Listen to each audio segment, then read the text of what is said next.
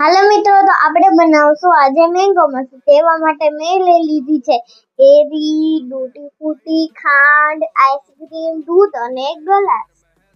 તો હવે આપણે કેરીની છાલ ઉતારી લેશું. તો હવે આપણે આના કટકા કરી લેશું.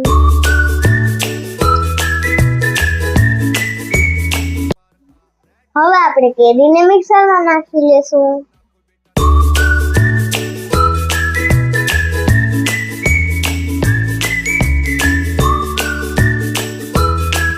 પછી દૂધ નાખશું.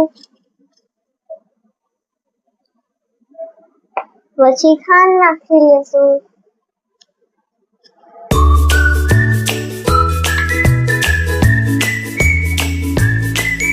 હવે તેને મિક્સ કરી લેશું.